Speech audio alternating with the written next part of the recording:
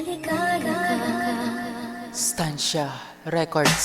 Salamat nga pala sa mga kaibigan ko noon. Ako'y pinasaya at ako ay dinamayan. Pag ako ay may problema, ako ay may karamay. Lalong-lalo na sa best friend kong babae, ang palagi kong kasama sa may eskwelahan. At sa tuwing kinakailangan agad siya nandiyan. Pati problema sa pag-ibig, siya ang tumutulong. Problema ko sa bahay, siya nag-a-advise. Kahit palagi niya ako hindi maintindihan, hindi siya nagre-reklamo at nananahimik lang.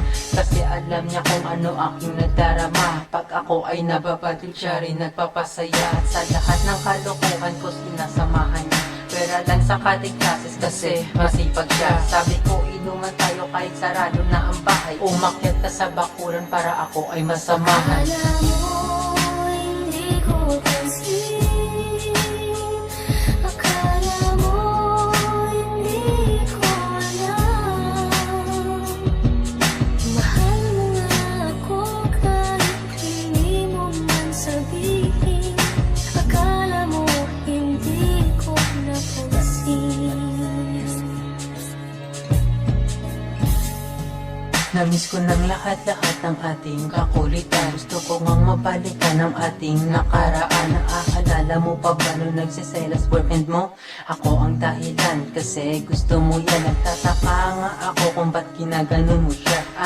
Alam ko na kasi babaero siya. Kasi nakita na kita ng ilang beses umiyak. Ang boyfriend mo ang dahilan kung ba't puso mo'y nabiyak. Ako naman todo advice kahit wala akong alam. Para lang mapawi ko ang iyong dinadamdam. O diba, hehe, ganyan tayo kung maglambingan. At sa tuwing nagsisimba, palagi tayong magkasama. At wala tayo sa loob, kundi nandun tayo sa plaza. Doon tayo nagtatambay hanggang sa dumating ang barkada. At nagtataka sila kung ba't tayo ay magkasama. Ang sabi ko, natural, best friend kami. Akala mo, hindi ko pansin.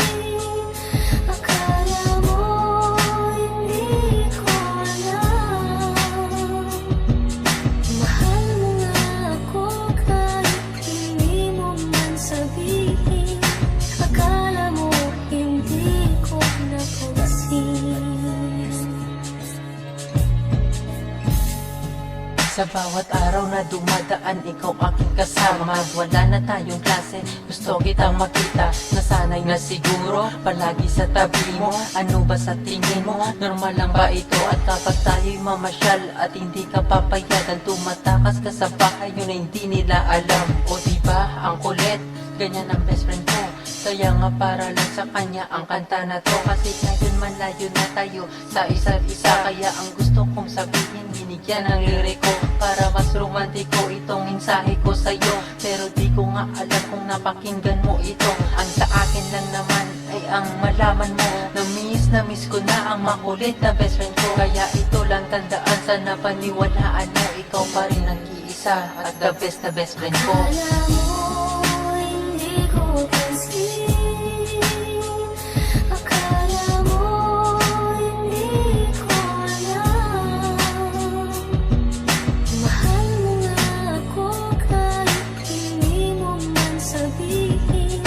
Akala mo, hindi ko napansin. Sa bawat buhay, may dumadating, may nawawala. Pero kahit ganun, at least naging mabuti sila sa'yo.